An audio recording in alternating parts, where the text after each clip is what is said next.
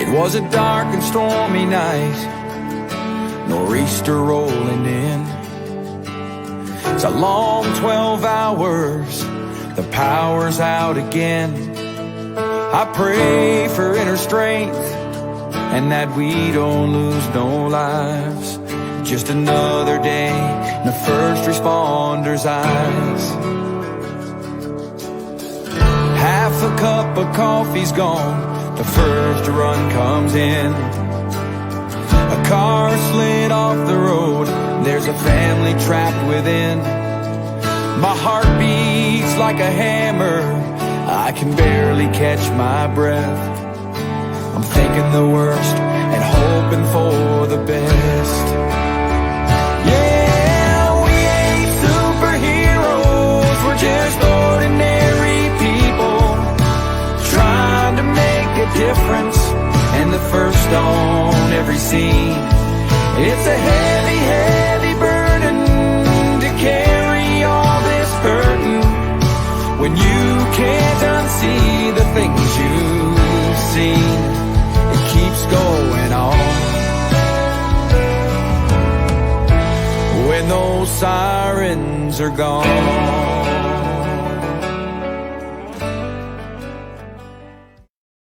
Hey, welcome to the award-winning Mad Radio Show with John and Sam. We are out about to heal our heroes in the part 2 segment of Vicarious Trauma and what to do after service. Hey, how you doing, Sam?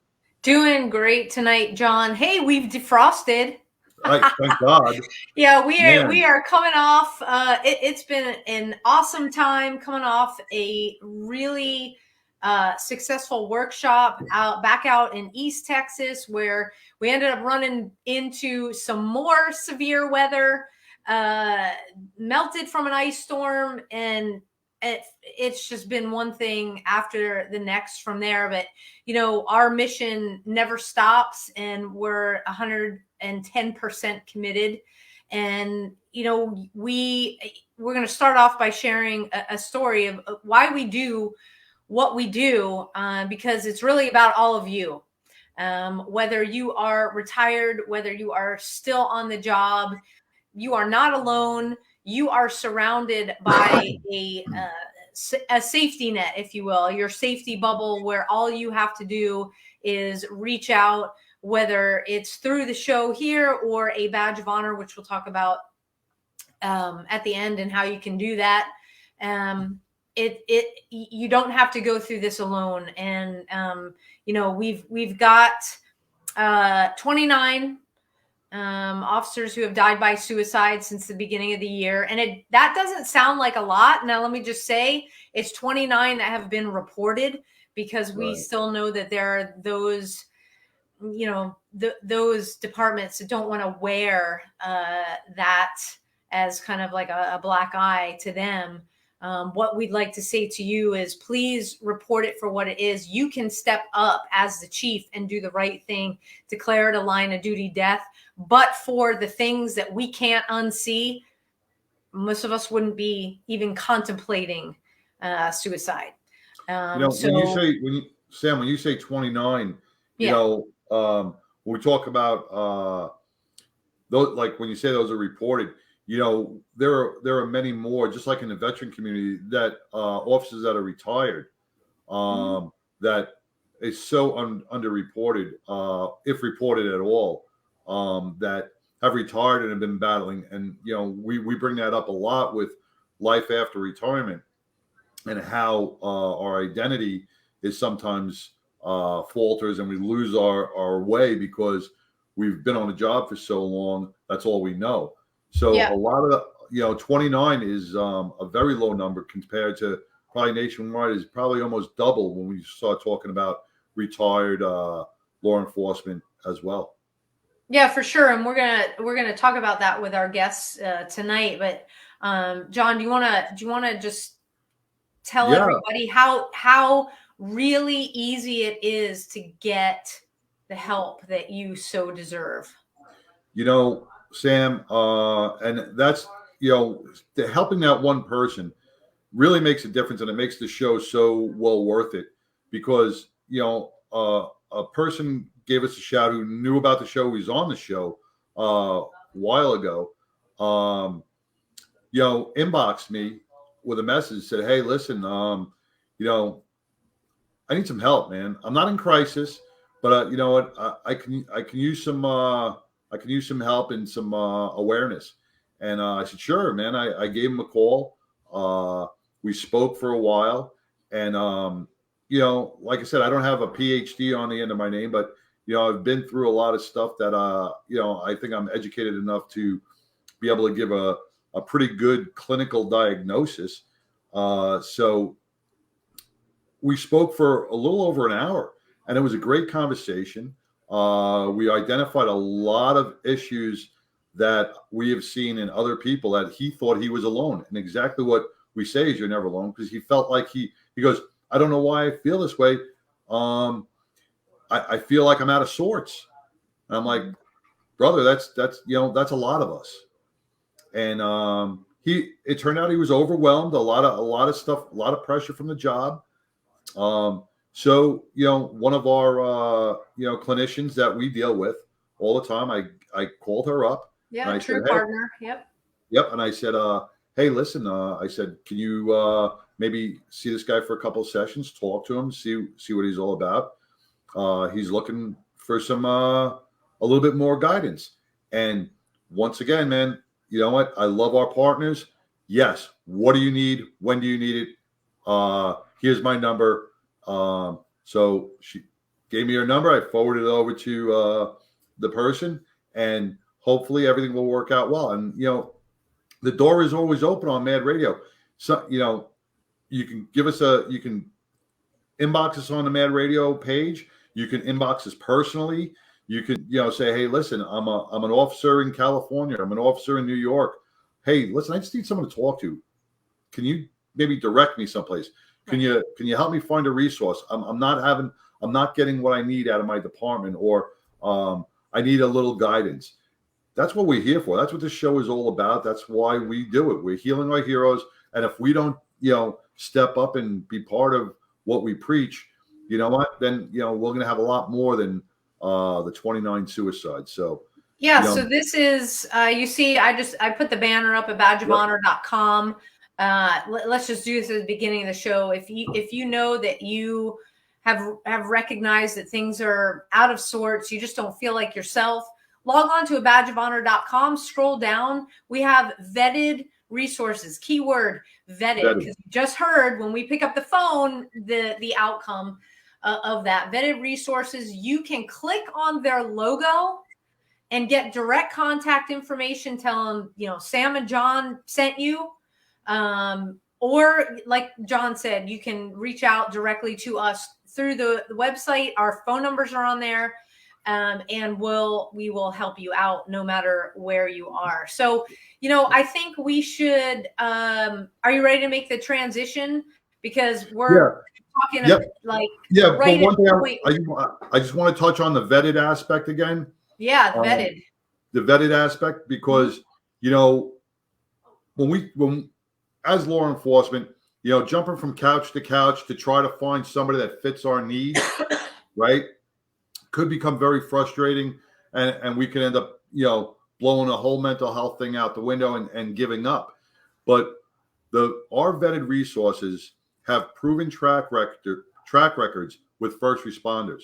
They know they are there for you. So, it's, even though maybe the couch may not be right for you to sit and talk with somebody, but they're going to be the best in their field to analyze and to help you get through whatever you're battling with. So you won't have to go look into the yellow pages or Google a therapist and go, "Hey, I wonder how good they are."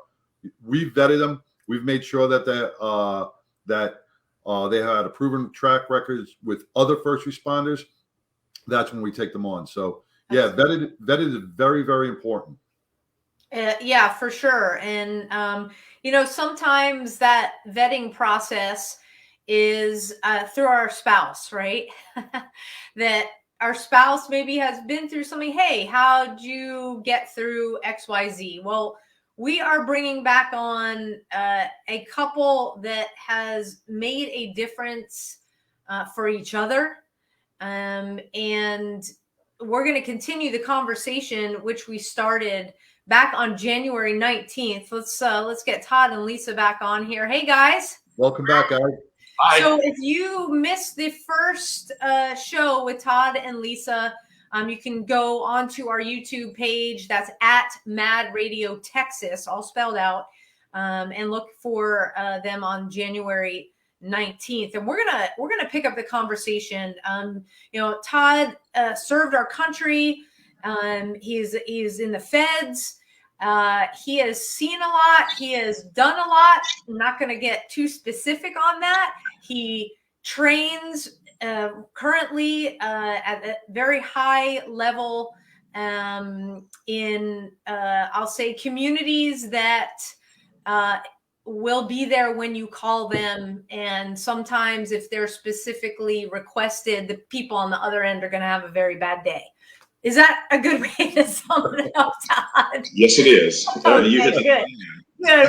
Without giving too much away. And Lisa has been there every step of the way while Todd was on the job, and while Todd, your retirement and the things that you all navigated. We touched on the drinking aspect, which we talked about that at our workshops with law enforcement in particular. It also affects the veteran community is that need and want to find a place, an escape, so that we don't have to deal with the things going on up here, so we don't have to have the conversations. But everything that we don't have to do, the tough stuff, we look to find that escape. And I just want to let everybody know that the comment stream is open. Hey, Judy, thanks for joining us. So at any point, if you have a question for Todd and Lisa or a comment, go ahead and you can post it, and we'll make sure to get that answered. So Todd and Lisa, thank you so much for coming back on the show. And like I said, just being willing to talk, because we covered a lot on the show last time. There was so much more really to dive into in the way that you guys helped each other. And so you have kids, by the way. So everybody watching, there's kids aspect, watching dad this whole time, and having mom to kind of lean on. I want to ask you guys to start off is, again, a big reminder. Both of these guys were involved in the Murrah federal building, the Oklahoma City bombing, the Murrah building. And it affected you in different ways. Lisa, can you just remind folks kind of like where you were, and then Todd, your story on that? Well, as far as where I was due to be into the office by 9 o'clock that morning, and I was running late. Which she never does. Which is true. I'm always early. And our 3-year-old daughter at the time, we had the night before picked out her outfit for the day, and agreed on it. You know how that goes with little kids and stuff. So the morning of, she was throwing a tantrum and did not want to wear the outfit that we had agreed on that she would wear. And it was a whole drama session with her that morning. And I called the credit union that I worked for, and it was about 10 minutes till 9. And I told them that I was running late and that I would be there as soon as I could. And then it seemed like not long after I hung up and I had started loading up the car, I'd put our daughter into her car seat in the car, and you know, the diaper bag and everything with snacks and all that kind of stuff, and went back into the house because I'd forgotten something, and the phone started ringing. And well, right before that, I heard this boom, and I looked up outside to see. I thought it was a plane crash, and couldn't see anything. And then the phone started ringing, and it was Todd's dad asking me where he was. And he was on assignment in Tennessee at the time. And so I told his dad that he wasn't there and where he was. And he said, "Oh, good." And I said, "Why?" And he told me about the Murrah building, that there was an explosion. And I'm sorry, this is hard. No, No, that's okay. I said, "You're wrong. I can't be." And he said, "Well, they think it may be a gas explosion. They don't really know." And I said, "No, no, no." And he said, "Lisa, turn on the TV." And I remember turning on the TV and seeing the images. And then all I remember after that was dropping the phone and dropping to my knees. And I don't remember anything for the next few hours. I don't even know how our daughter got out of the car seat. I don't know what transpired over those few hours. Now, the credit union that you worked at was inside the building. Yes, correct? Inside the building, on the third floor. How close, since you were able to hear the explosion and see the smoke, how close did you live to where the building was? About 13 miles. About 13 miles. Thank you for sharing that, by the way. I know it never gets easy, but for the only thing I could say is God had His hand on you that day. He had His hand on your daughter that day for a reason, and maybe it was to get Todd through whatever he needed to get through, because you've built up such resiliency and such strength that you have really been able to heal others. And things happen for a reason. With 9/11, there were so many people, and you heard so many stories about people getting stuck on the train, getting late to work. A good buddy of mine, a firefighter, he switched tours with somebody that day, and that whole company was lost, and his best friend who switched shifts with him was lost. And believe it or not, it was because his daughter had an appointment at school that he had to do. And you see all these stories, and it was a child that either made the person late or had something to do. And God acts in mysterious ways sometimes through children to bring us to a point where we are today. So I do really appreciate you sharing that. Yeah. And so Todd, you're in Tennessee. I was in Jackson on a special assignment, and that morning, I remember I was on the telephone with my cousin because he had just been notified that he had just been hired on, with the agency I was with. And he was asking me what to expect, what the basic training was like, and blah, blah, blah. And then I had one of the other marshals, deputies, call me out in the office, and he says, "Hey, you got a urgent call on the other line. You need to pick up on it." So I picked it up and was told that the Murrah building just got blown up. And I went, "What? What are you talking about?" And finally he said, "Just go find a television." And so I'm in Jackson, Tennessee, small town, trying to find in a federal building, trying to find an office with a television. And there was not a television in the office where I was at.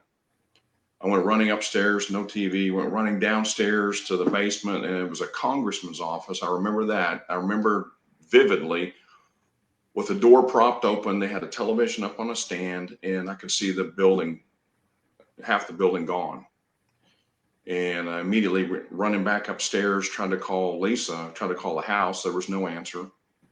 And then I got on a phone call and tried to call everybody that I worked with. I kept a roster list of everybody. And that was back in the days when we had the old flip phone. Mm-hmm. So I started calling everybody and no answer until I got to one particular guy that I worked with. And I asked him, I said, what is going on? And he says, I don't know, but he says, you get on a plane and get home immediately. So I did. I couldn't get on a plane until the very next morning. And so the very next morning, and I never had contact with Lisa the whole time. So the whole time I thought I lost her. I thought she was dead. And so I had no contact with her. The telephone lines had been down. You know, Oklahoma City at that time, the phone lines were not real good. And then trying to call in, couldn't get through. And when I got home that next day, next morning, walked into the house not knowing what to expect, and I saw her standing there. And of course, you know, we shed a lot of tears. And then I changed clothes and went downtown immediately. And then so we after that, it was kind of a blur. He went immediately to search and rescue, and I went immediately to an emergency board meeting at our credit union and to find ways of recovering for our credit union and to find out who all was missing from our agency. So we both went into that mode immediately the day after. Yeah. And Todd, how long had you been on the job when this happened? Well, I had local experience time before. I had local PD time before, 6.5 years before there. Okay. And then when this happened with the feds, I had a little over 3 years on. Okay, so almost a decade. So what the reason I wanted to set that up for everybody that's listening is exactly the way Lisa described it. You guys, you had your moment. You couldn't reach her, you know, trauma. Okay. Because Lisa, it was there affectionately. She was there because her office is there, even though she wasn't present. And Todd, you're away. You can't reach her. So, you know, your mind starts racing. You finally get to see each other, realize you guys are together in one piece, still alive. And then you do exactly what you've been doing for a decade. You go to work.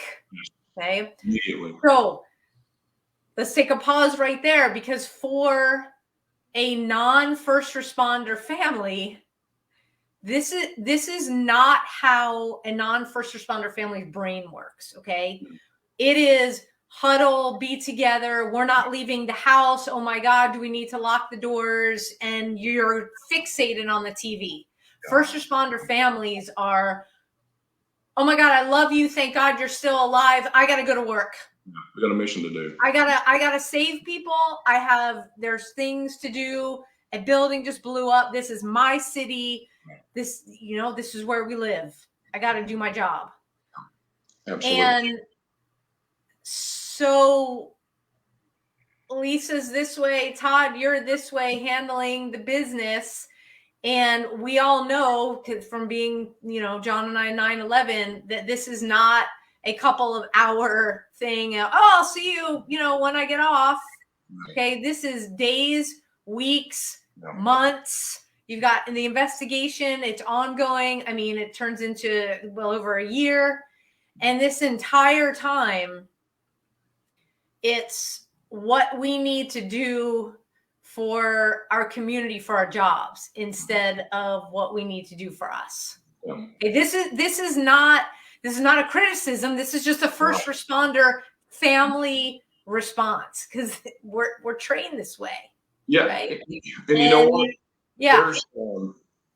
There was a point I was listening to a friend of mine he's prior military, has a coffee company now.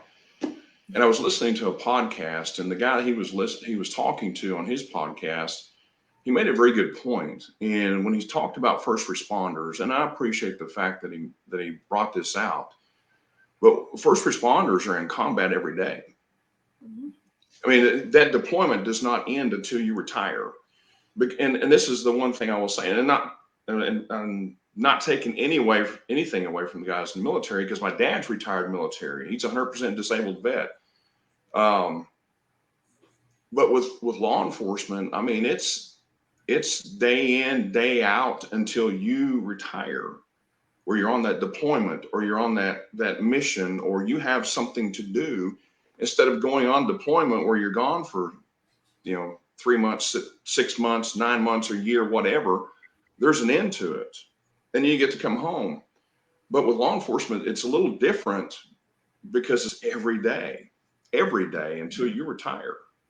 But let me just stop you right there, Todd, because we bring this up in our workshops a lot. It doesn't stop after you retire. Oh, no. Matter of fact, and I think we brought this up last month whenever we were talking, or actually in January.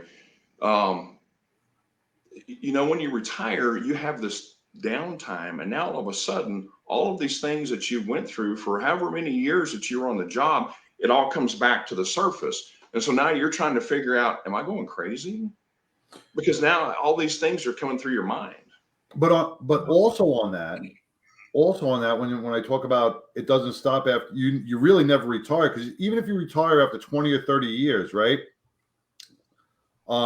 If you're in the Army, right?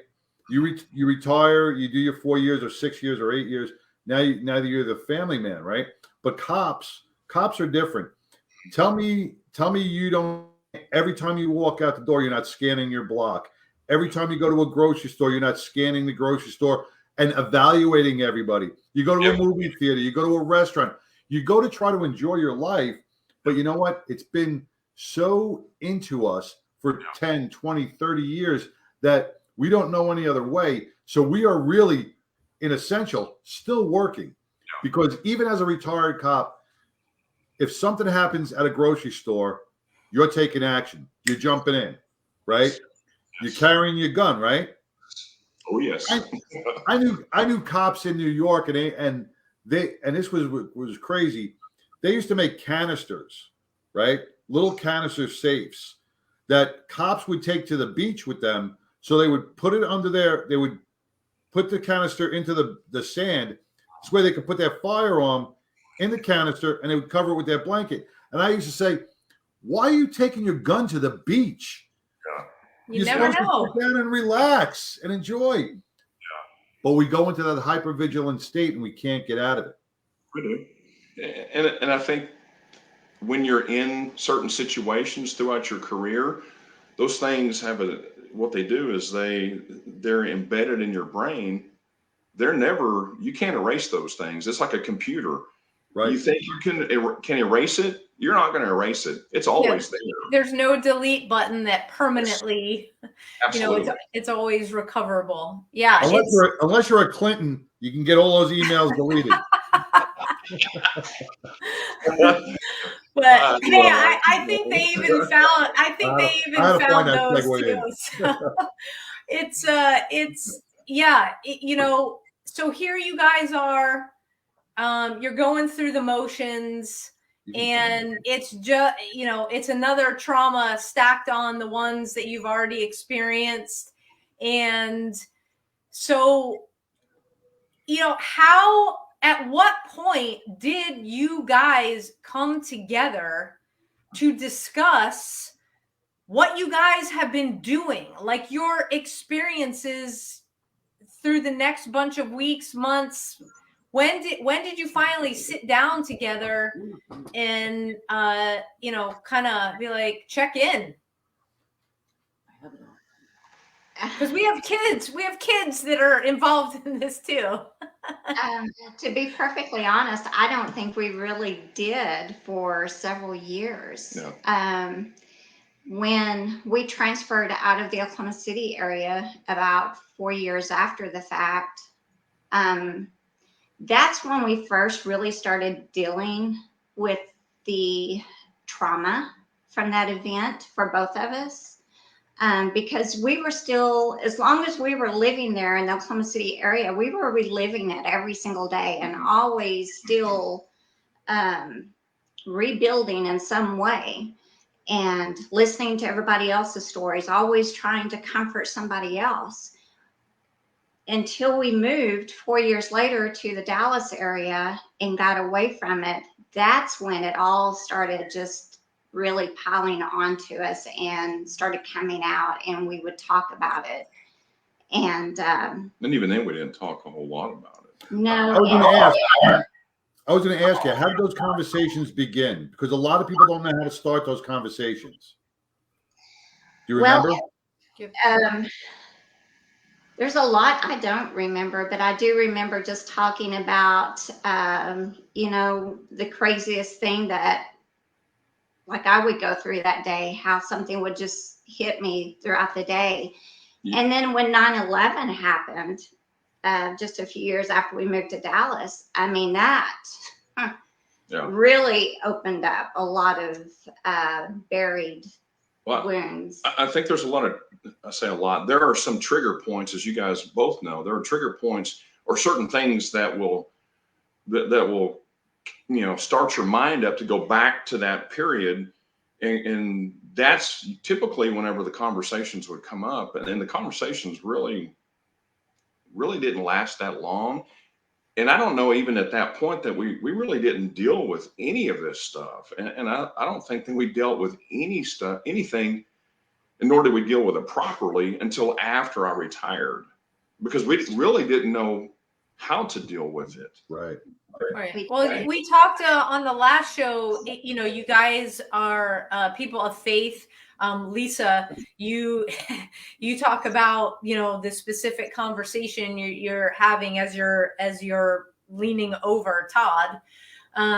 Did you, even though you didn't really talk, did you just rely on your faith back then to just, no matter what, that's what you turned to, and it didn't matter what was going to happen?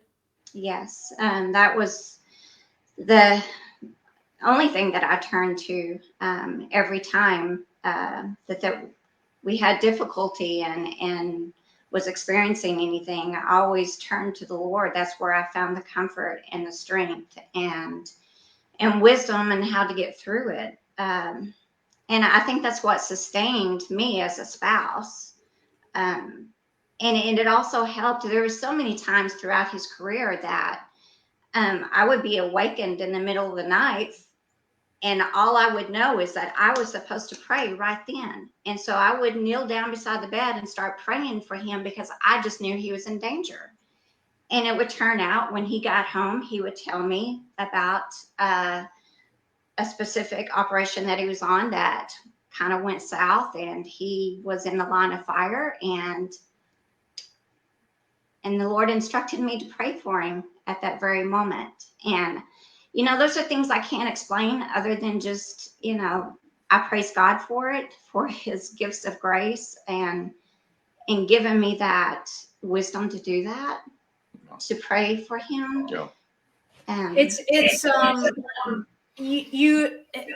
John and I have talked about this a lot, and a lot of folks in the workshop will share with us that it was, they would grow up in the church or whatever their faith was, and then these traumas just built to a point where they turned to prayer, but they felt like they weren't getting an answer, so they kind of pushed it away. Right. They figured that faith is not the answer. Me being one of them, that I will say it right out here on the show. That is what happened to me after 9/11, when nothing made sense, and I'm talking to God and he's not answering me back.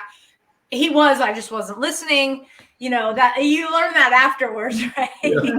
Because this is so, it's like screaming. Right. Yeah. So you can't hear anything else except for what's going on in your head, and it's all negative, and what's wrong with you, and why can't you snap out of it? And it's not till you find that ability to be present in the moment, realize that there is something bigger than you, and you just need to shush.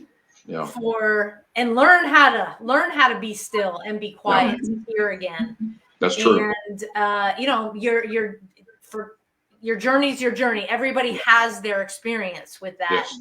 And so, you know, I applaud you because you, Lisa, were so grounded and 100% knew that all of this bad stuff had happened, you know, Oklahoma City, then 9/11, Todd's out on ops, and the number one thing you knew concretely, even though the trauma was happening to you at the same time, is that no matter what, your faith was your guidepost. And I think it's such an important message because, you know, John, honestly, we don't talk about that enough.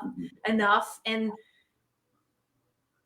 it is something that has kept you, I don't know other word to say, maybe you can explain it better, in a place of understanding and healing for each other, to the point where you guys, you know, didn't feel it was necessary to formally sit on a couch or do, you know, a therapy together or individually. Do I have that right? Am I saying that right? Yeah, and I will say that there was I used to teach and still teach on some things. One of those areas I used to teach in and still teach in is defensive tactics, in fighting and shooting. So I used to and still teach people how to shoot, how to fight. One of the things that was brought out, and the point is, one must have their faith. And if one does not have their faith in something, then what are they going to put it in?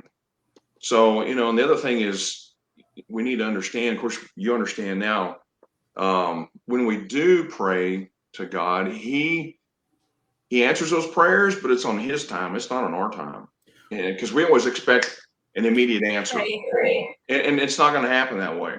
It just don't work that way. And he doesn't work that way. But I think the very most important part of that is just having that understanding is you know, that faith. And whenever a person goes out on some type of an operation or some type of assignment or detail or TDY or whatever, what's their faith in? Is it in themselves or is it in God? Well, let me ask something, Todd. And Sam brought it up. Have you ever lost faith? How much time do we have on this program? Well, here's you touch on a big thing, because like we say, we're very let's pray to God. Oh, he didn't do anything, I lose faith. Or a tragedy happens. How could God let that happen? There is no God, I'm losing faith.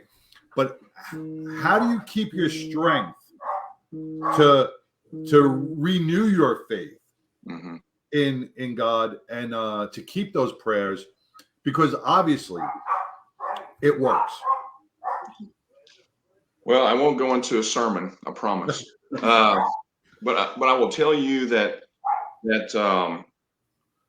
you know, somebody who has that faith, who does believe, you know, and when then we decide, or something happens to us, like you said, a traumatic event or a traumatic experience that goes in, and then, and I can speak from personal experience,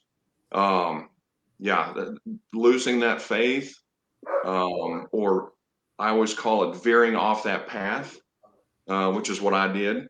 I veered off that path, way off that path, you know, and it was ugly, but you know, that's that point where God's kind of like, okay, go on, see how this works out for you. I mean, let me know how it works out for you. And you're like, God, hold my beer. Yeah, it's kind of like, okay, just wait and see how this works. It ain't gonna work out for you, promise you. And when you get to that point, at that lowest of the low, in that valley, that you just at that point where you want to, you know, or I can speak from experience.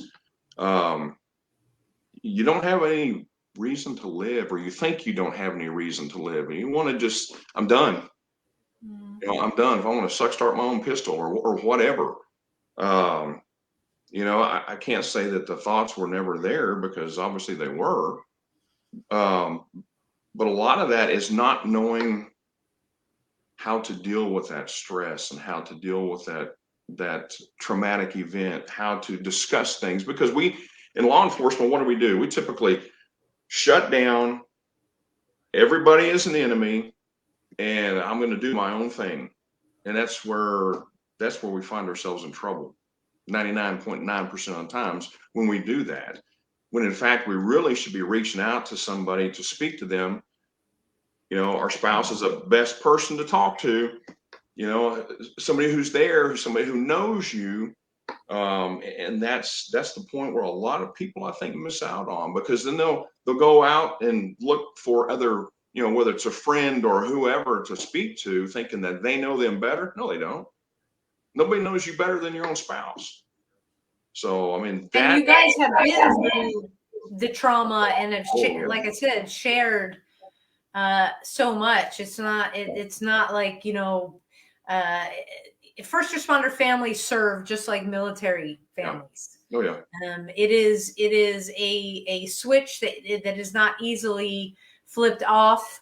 When you walk in the door, that's when you need to have, John and I talk about all the time, the routine, the decompression time, whether it's going to the gym and then going home, or hey, when I get home, it's been a tough day. I need like 10 minutes. Can you take the kids and just you have that mode of communication. And Todd, you're exactly right. It's like, hey, I'm the first responder. I got to figure out a way to deal with this, because I figure out a way to deal with everything on every day. That's what we do, right? We fix. Yeah. When all of our spouses at home, they want to help us fix. But if you don't keep those doors open and talk right from the beginning, oftentimes the door, it just is never open. And speaking of doors, Todd, when you were talking about, God saying, oh, okay, you go down that path and you see the way that you like it. It's the way that it was explained a little bit, or how I choose to see it, is that there will always be a seat for us at his table, but he's not going to be the one to say, don't go experience that. Go experience that. Here's your seat. It's always going to be here, because all my children have a seat at my table, right? Well, and sometimes we just gotta go there, and like you said, a lot of us, start our. I've never heard that before, pistol. And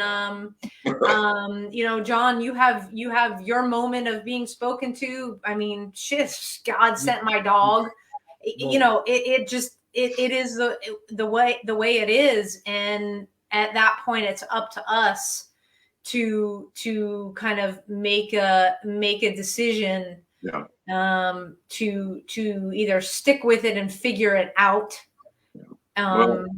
or don't. We have, we've got a very good, and not to, go down that path unless you want to, but I mean, we have a very good instruction book on how to live our lives, and that's through God's word. But a lot of people don't want to listen to it. They're like you were saying, well, I don't believe in that. I don't believe, why would things bad happen? Why would he allow things? We don't know. Right. There's purpose and a reason for everything. See, when you just say, I have faith. I'm not very faith. I'm not very church going, but I do have faith, and it's because of a lot of things that happen. And I look at you two, and Sam has probably heard me say this many times, is that paths cross for a reason. Yeah. Right. Yeah. God puts people in our lives for a specific reason, be it in the beginning of our life, during the middle, or at the end. Yeah. For a reason. We meet with people. Me and Sam were at 9/11 together, right? Didn't know each other. who would have thought that almost 8 years later we would meet in Texas? Who would have thought, right? I mean, Texas is a big place, right? Yeah. Hook up to the way we did to begin doing our broadcast and begin healing our heroes. With you and Lisa, you know, you lost faith and you were ready to, you know, start your gun, right? But Lisa never lost that faith. Yeah. So she was placed beside you for a reason. Well, yeah. When you get really deep, it can get so deep. When you look at things and go, man, there's got to be a higher power. There's got to be, because these stories are not unique. Yeah. Every first responder has one, or two, or three. Yeah. And when someone says, you know, I don't believe, or, you know, doesn't want to take the time to read about something, that's because they're scared of it, or they don't understand it. And you know, the power that's above, and the power that, whatever power it is. You know, we have one of the, obviously I won't mention any names, but one of our members of the church that we go to, that we have, one of the members who was in the military and he was heavily involved in drinking and did a lot of things. And he was at that point with the PTSD and stuff like that. And the first time that he came back, because he had left the church for a number of years, and when he came back, we were there. And then so he and I start sitting down, we're talking about certain things, and we shared a lot of things, a lot of things in common. This is right after he was called as a pastor of our church. Yeah, and he has since come back and he's joined the church. And I mean, but the opportunity to sit down and talk with him and to share with him and to let him know, brother, you're not alone, because I've been there. I understand completely where you're at. I understand about the alcohol and the alcoholism. I understand about the suicidal thoughts. I understand about all of that stuff. And we shared a lot of tears too.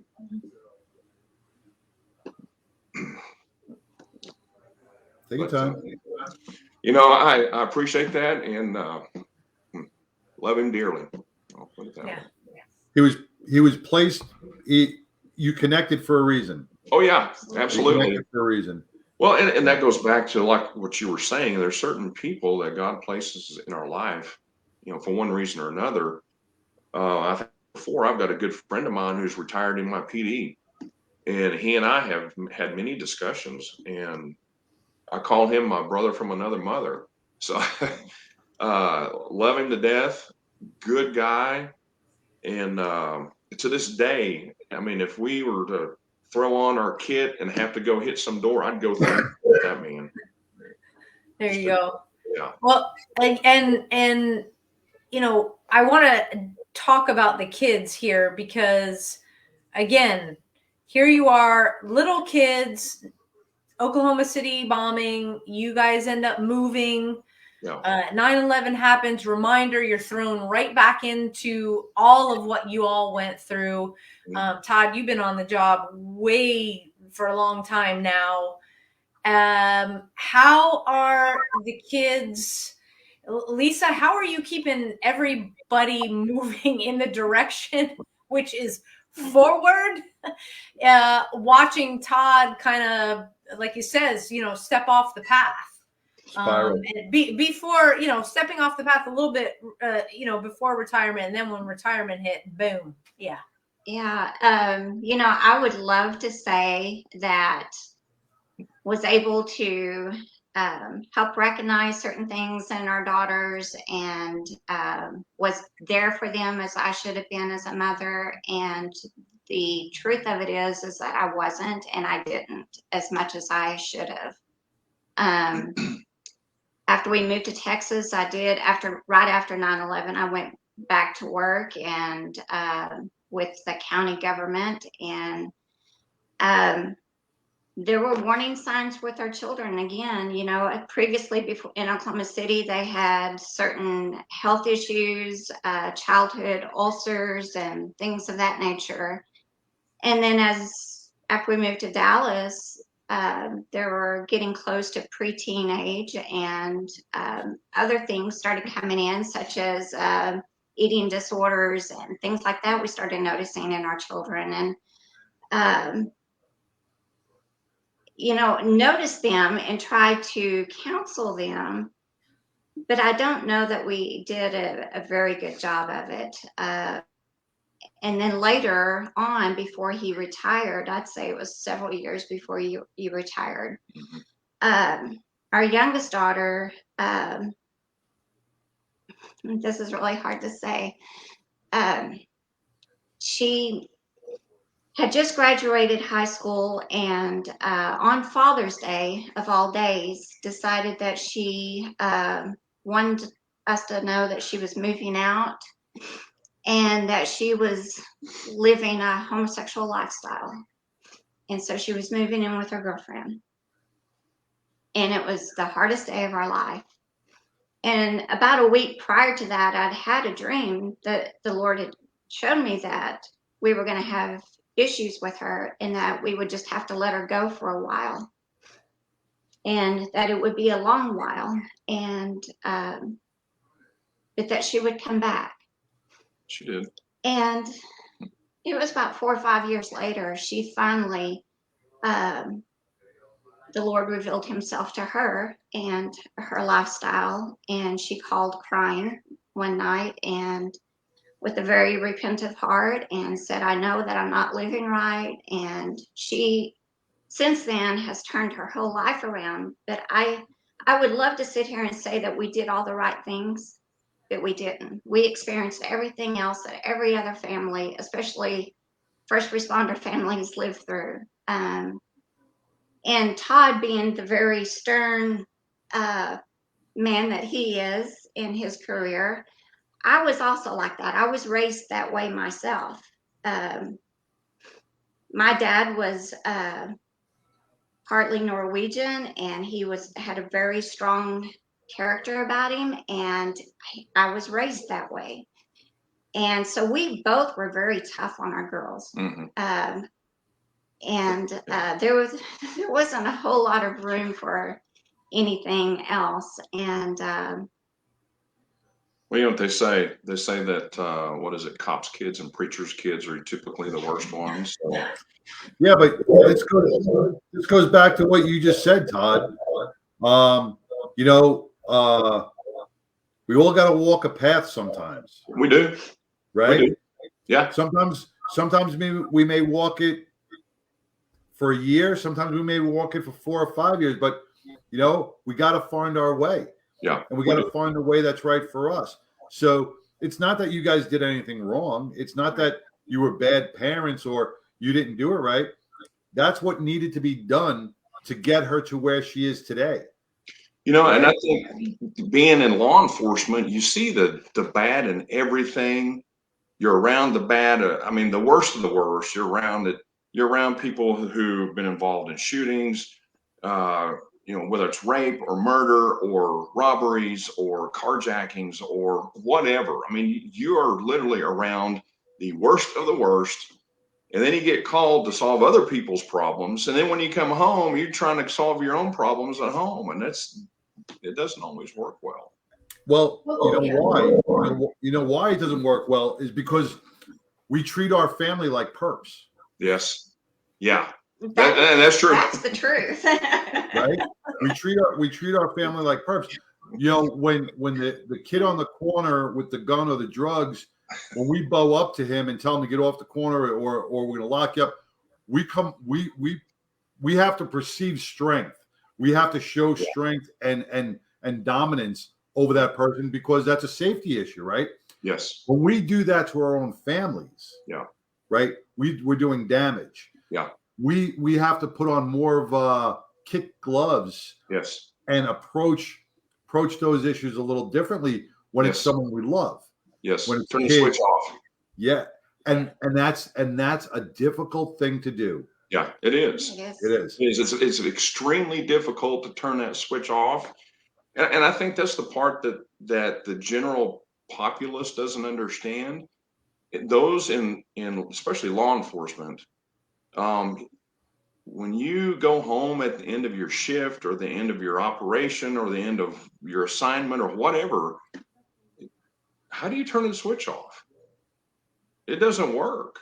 So now you're trying to decompress from all of the things that you saw or did or were involved in. And in trying to decompress that, you're trying to figure things out in your own mind and go, wait a second.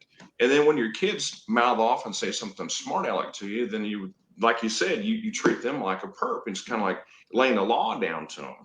You go right back to what you know and live every day. It's like, wait, not in my house, right? Yeah. Well, one of the reasons too, and I don't know if it was if it was in your department or Sam in your department, but I know in New York, and he just reinforced the fact the other day on TV, like previous mayors and commissioners and everybody else, to turn that light switch off or to turn that switch off and decompress.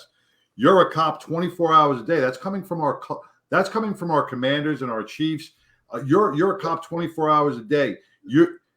Whoa. Then pay me 24 hours a day, my friend, because I'm only a cop for 8 hours or 12 hours a day. Okay, well, then what about this? It's the culture that they breed it into a lot of these cops. Yes. Well, what happens when you're home? Let's say you do your shift or your time or whatever, and all of a sudden there's a fight that breaks out outside in the street next door or wherever. Are you going to just sit back and do nothing? No, you're a cop. Right.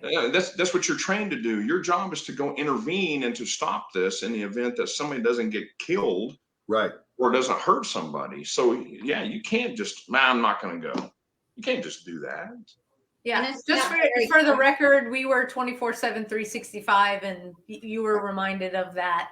But that is true. We live by our pager. Yes, it was not. You know, if you weren't on a case, protection. That was just what you accepted as part of the job. I will say, because the job was a little bit different. You know, not dealing with, I'm not pulling people. I'm not doing traffic stops. Right. I'm not investigating the rape or a murder. So a little bit different, but the same. That always on mentality. And after 9/11, it was even harder to switch anything off. I would say, after trauma. Yeah. Todd, you've spoken about this before. After a tough call, after seeing things that most public just doesn't experience, you don't turn that off. That stays with you. It's part of you because your brain has taken 85 billion pictures of it. If it's not up close and personal, front and center, and you're not having a nightmare, it's in your subconscious, and you never know when it's, it could be in the cereal aisle. You see somebody that looks like a murder victim. It's the weirdest stuff, right? Well, what about, here's something else too. I mean, whenever you're involved, it's one thing as far as traffic stop, because you never know who you're going to stop. I mean, that can happen at the split second and the split moment. And I've had that happen before. But even when you're on the investigative side, because 95+% of the cases that I was involved in, it was dope and guns. And it all involved violent crime. And so I was involved in helping out with murder investigations. I was involved in helping out with drug investigations, because you help out with these people, and that's what your job to do, is to help out your local counterparts and to help them. So you're constantly, even when you go home, you're going through your mind. Did I do this? Did I do that? Okay, this is what needs to be done. You're constantly thinking and what else needs to be done. And so you can't shut that brain off. Yeah. Well, John, that's why we do what we do. We teach how to create those transition pieces, how to leave yourself as first responder at the office so that you can be present for your family, for those who need you. Sorry, silencing my phone here.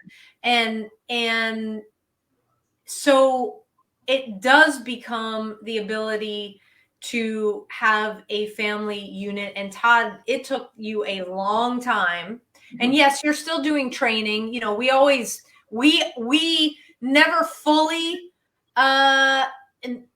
get out of it, so to speak. There's always pieces of us still operating. But you know, when you found the church, you were called to be a pastor. You made some significant shifts after, you know, you're on the floor. Lisa's, we talked about this the last show. Lisa's praying over you, and the big man upstairs said, "Hey, son, you're getting your shit together right now." Oh yeah, and he did. Yeah, I didn't want to do it. Yeah, and you walked. You got back on the path. You know, everybody's journey is their own journey. But you got to a point where you guys you built in some breathing room. Things started to work. You could talk to each other. It wasn't always about the job, and talk about what life is like for you guys now. Yeah, I would say the biggest point in all of this, and the most important key in all of this, is communication. And you have to know how to communicate with your spouse, because like I said before, whenever you go to retire and you retire and punch out, or you leave, or whatever, or you separate from your service, not that the mind doesn't stop because it continues to think about it, but you have to understand and realize who and what's more important to you. You know, and it took a lot for me to just stop and realize she's going to be the one who's going to be with me until I take my last breath, hopefully. You know, and that's being able to communicate and talk about things without apprehension, not being, you know, argumentative or trying to be blaming, but just being able to sit down, listening to each other's heart, actively listening and responding by validating what you hear one or the other say that's from the heart. And that takes restraining some of your, especially as women, we can be very emotional, and learning how to control those emotions and actively listen and listen and feel his emotion and his feelings, his heart, is very key, without getting wrapped up in your own emotions, about getting defensive or trying to turn blame around or anything like that. And I'm a passionate person, and whenever I've had many people say, "Well, quit screaming at me." I'm not screaming at you. I'm not yelling at you. I'm just passionate about it, and I'm trying to make a point, and I'm trying to tell you something. Just listen to me. And even our kids were like that, because they were like, "Well, you're yelling at me." I'm going, "No, I'm not yelling at you. I'm just very passionate about that because I don't want anything bad to happen to you." But that's how they're perceiving it. That's how and perception and the optics and inflection in the voice, body language, it all plays a part. And those are the things we do not learn until it's too late. We don't teach it. And it's the culture, you know, getting back to the culture, we're scratching the surface with all this, but we really have to, our commanders, our chiefs, our commissioners, our mayors have to be able to turn around to our first responders and say, "You're off duty." Not the 24/7. We're not robots. We're not pawns in your political games. It's time for me to go home and relax. And they don't allow that, even though when they put that smoke and mirror stuff up, they say, "Oh, we're doing the mental health." But you know what? Here's a pager. Make sure you answer it within 3 minutes of it beeping. You know, nobody should live like that. And when getting back to how women get emotional with first responder, you know, as a first responder, you're a fixer, male or female. You're a fixer. You got to fix things. Well, women are just wired that way, especially with their spouse, that they have to fix things.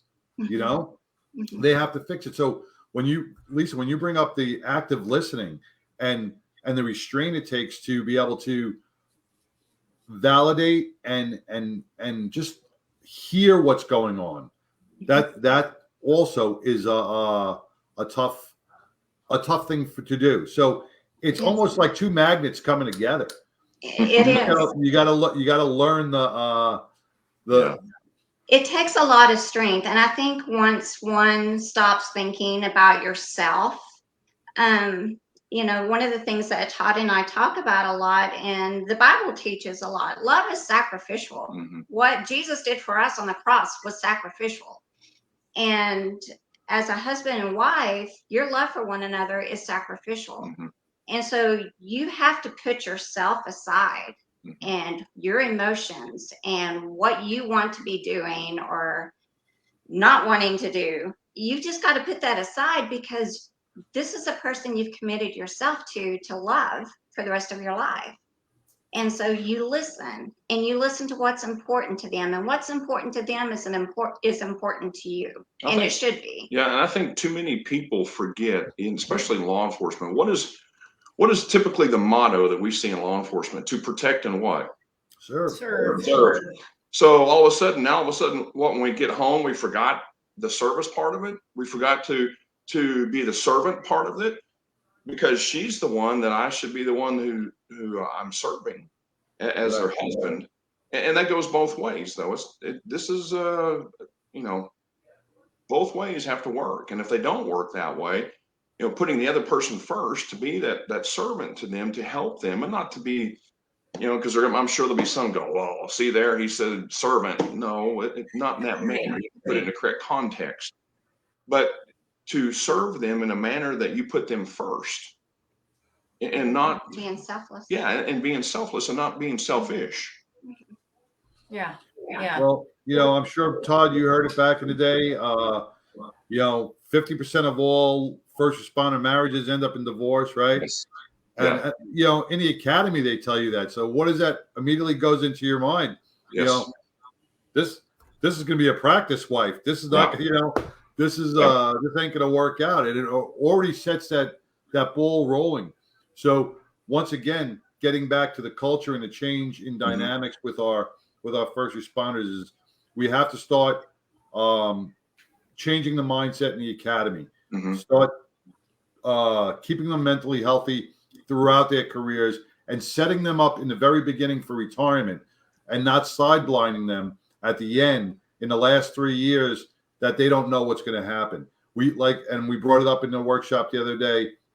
We set up for our 401ks, our retirement medical insurance, everything we set up for our death benefits, all this stuff, but we never set up for when the music ends and we punch out for that last tour. Yeah. We never prepare our first responders for what's going to happen when they get home, how their relationship's going to be, what they should be doing to keep healthy, or they're going to be a statistic and die within 5 years.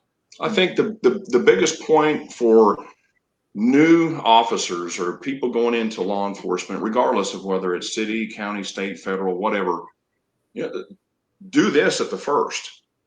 Start talking about what you're going to do when you get to that point of retirement, how to set your plan up and have something set there. Now, there's going to be, I'm sure a lot of guys will be like, I'll get there. When I get there, I'll do that.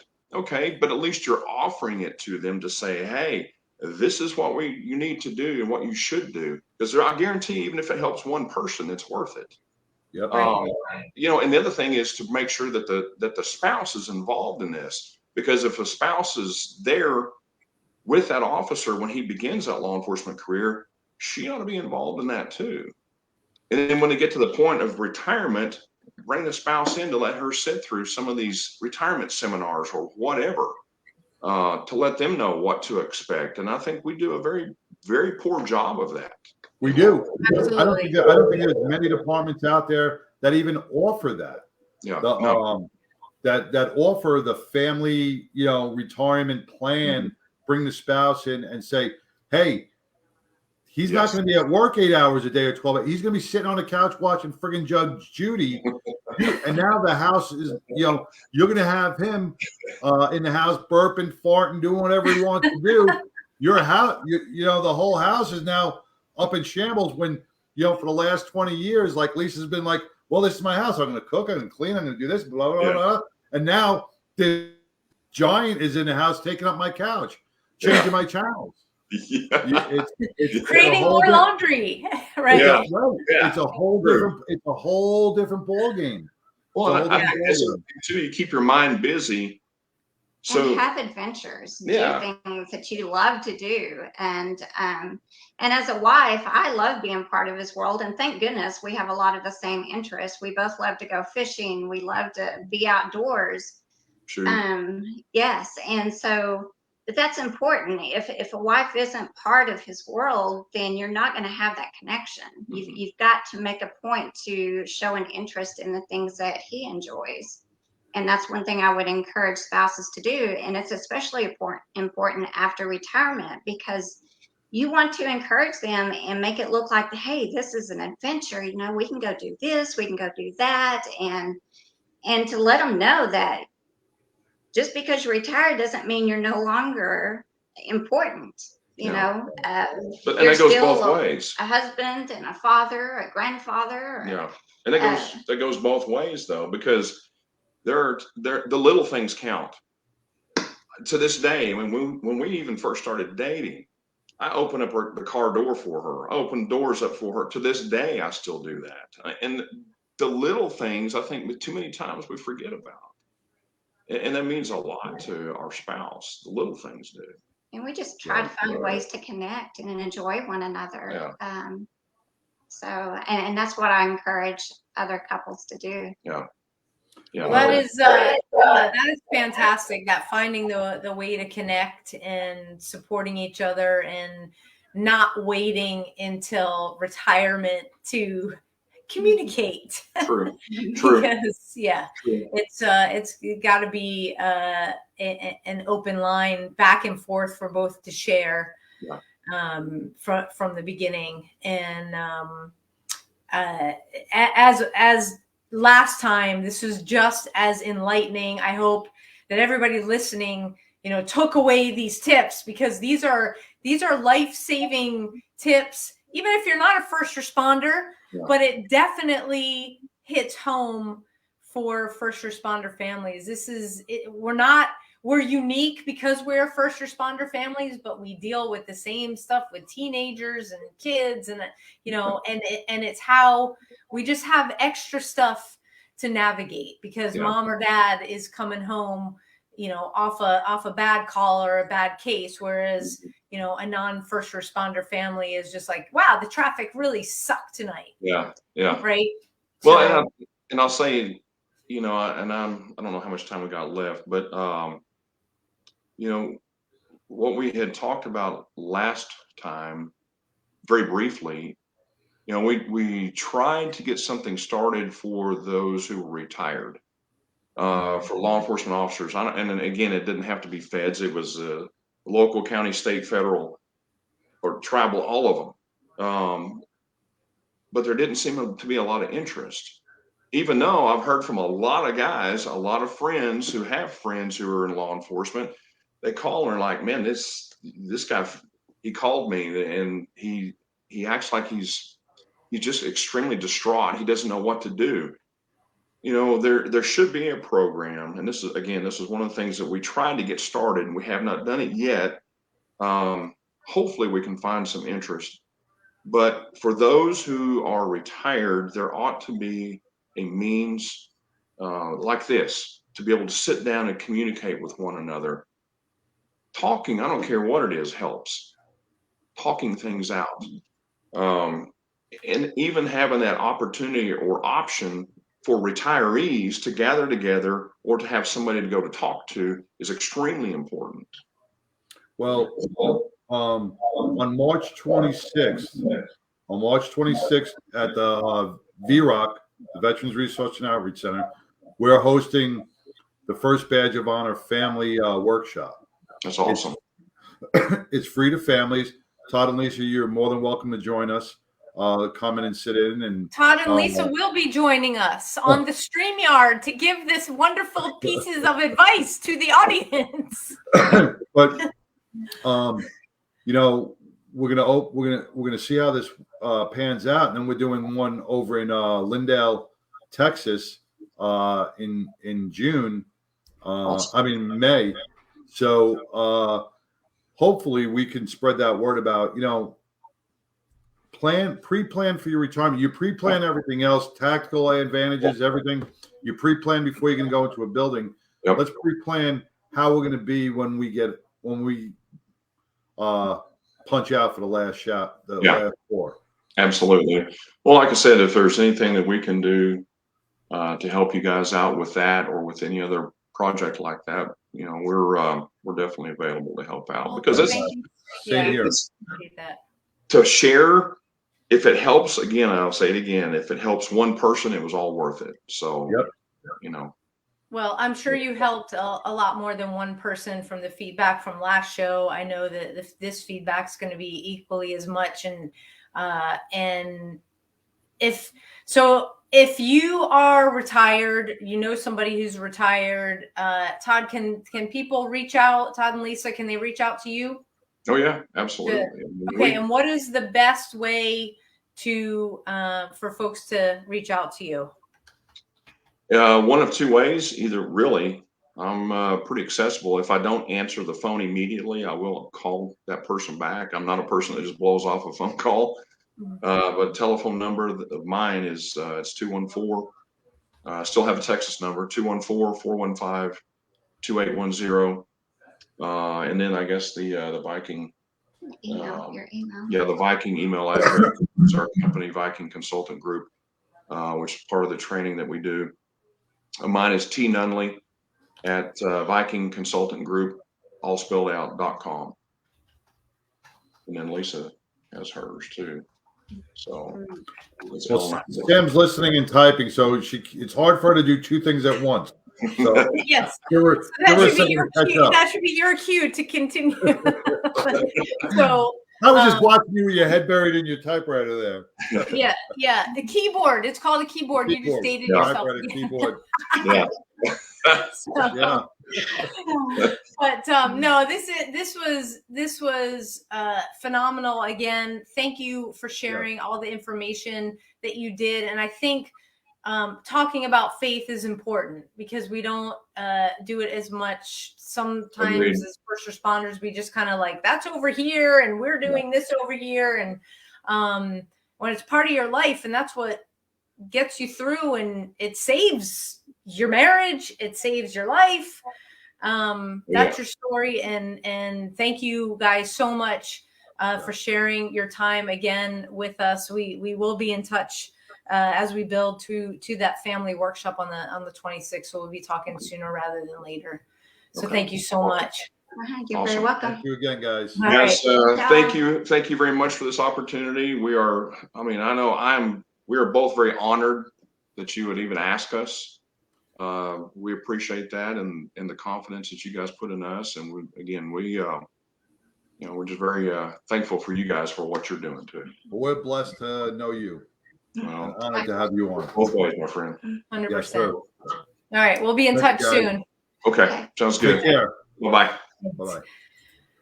Oh wow, incredibly powerful.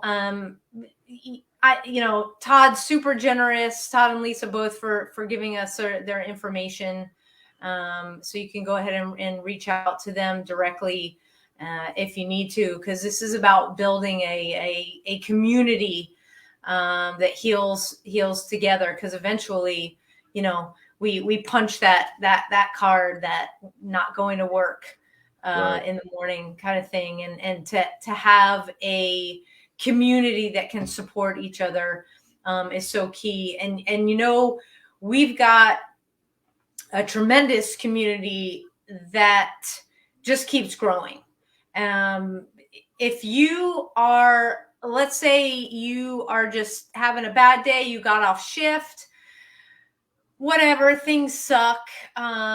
It doesn't have to be a crisis moment. reach out. 1-800-COP-LINE. It's manned by retired law enforcement. Why retired law enforcement? Because they value your confidentiality and anonymity. So like I said, it's not just for crisis. It's if you're just having a shitty day. Yep. Let them be your phone call, your ride home. Easy number to remember, 1-800-COP-LINE. And, John, you and I have been so blessed by the Carry the Load family. I've got their shirt on right here, wearing it tonight. Our 501c3 has been named a nonprofit partner. We can't do what we do at Mad Radio and at A Badge of Honor without you guys. Carry the Load is a nationwide organization. They are dedicated to our military families, to our veterans, to our law enforcement, and to our first responders. They've casted a wide net from their very humble beginnings. This will be year number 11. And let me tell you something, if you are in need, the programs are covered for you. Like we continue to grow and vet the folks that we're partnered with. Carry the Load does the same thing. They're not just, like throwing noodles at a wall and sees what sticks. Yeah, we'll go with that one. No. If you would like to give to an incredible organization, go to carrytheload.com and look for our team. It's called A Badge of Honor. Every penny counts because it makes a difference in the lives of so many people. Last year, I think collectively we raised, and remember this was last year was still a pandemic year. We raised over $1 million. It was incredible to see the Carry the Load community come together, and I just feel blessed that A Badge of Honor is now part of that community, and we get to make an even bigger difference. So guys, go to carrytheload.com. Again, look up, you can join our team and fundraise as part of our team, or you can direct donate right there. Again, the team is A Badge of Honor. And I don't know if you guys can see, it's this right here. See where I'm pointing? I'll get them. Right here. So this is my Spartan here. I want to give a huge shout out to our partners, Travis Manion Foundation.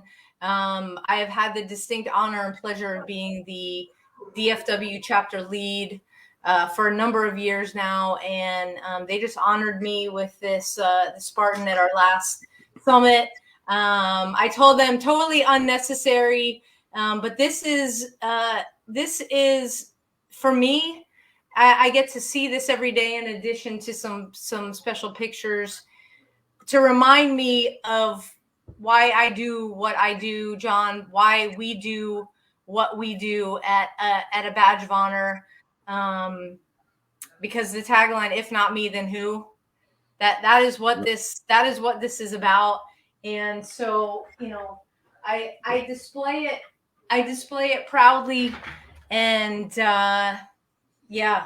if not us, then who? And abadgeofhonor.com, you are not alone. You are not alone at all. Reach out.